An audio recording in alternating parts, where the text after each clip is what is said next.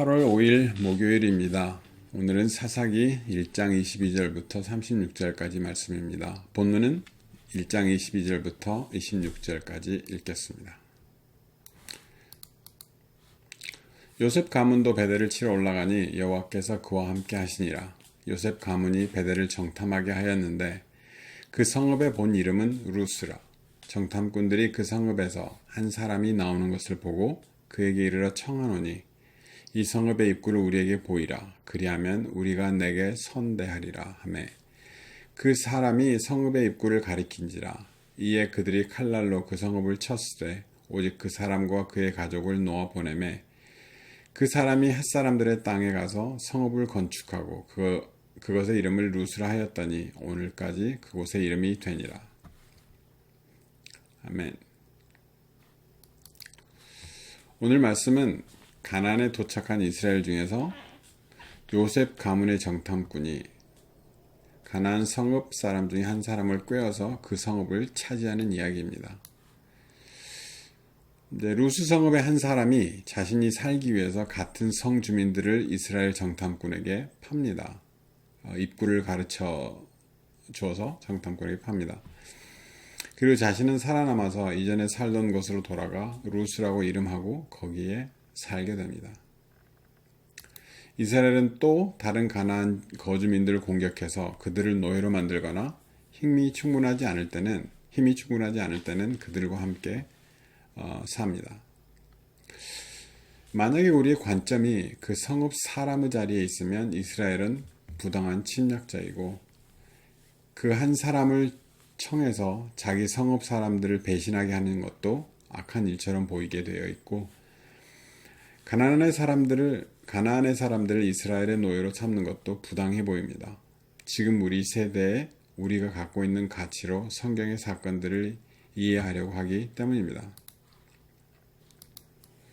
가나안 땅은 우리 생각과는 달리 아주 척박한 땅이었다고 이야기하는 기록도 있고 가나안에는 여러 야만족 속에 살았었다는 기록도 있습니다.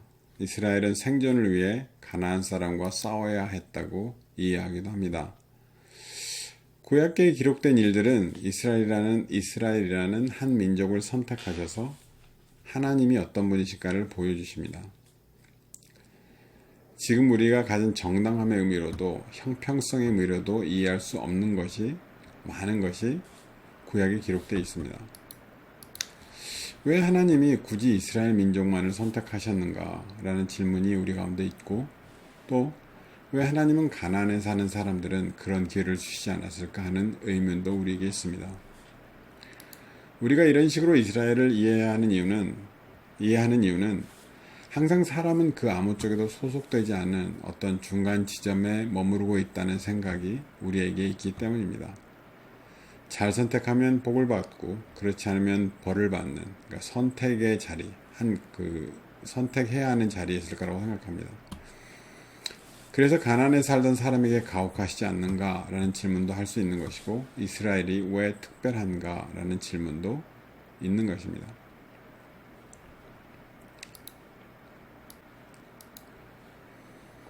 사람이 스스로 선택해서 포기한 에덴은 다시는 돌이킬 수 없는 것이 되었습니다. 그리고 사람은 그 이후로 범죄함의 속성을 갖게 되고 끊임없이 하나님과 화해를 하지 않으면 대가를 치러야만 했습니다. 예수 그리스도로 인한 하나님의 구원은 그래서 사람이 돌이킬 수 없는 것을 돌이키게 하시는 하나님의 은혜입니다. 사람은 선함에 대한 지식이 있어도 그것을 선택하지 않는 존재들이고 타당한 이유로 납득되었어도 유익이 없으면 포기할 수 있는 존재들이기도 하고 하지 말아야 할 것들에 대한 지식이 있어도 얼마든지 절제하지 않는 존재들입니다. 그래서 가나안으로 들어가는 이스라엘에게 약속하신 땅을 밟은 이스라엘은 그것을 꼭 소유했어야만 했습니다. 하나님을 듣는 것 말고 하나님을 순종하는 것 말고는 다른 희망이 사람에게 없다는 것을 알기 때문입니다.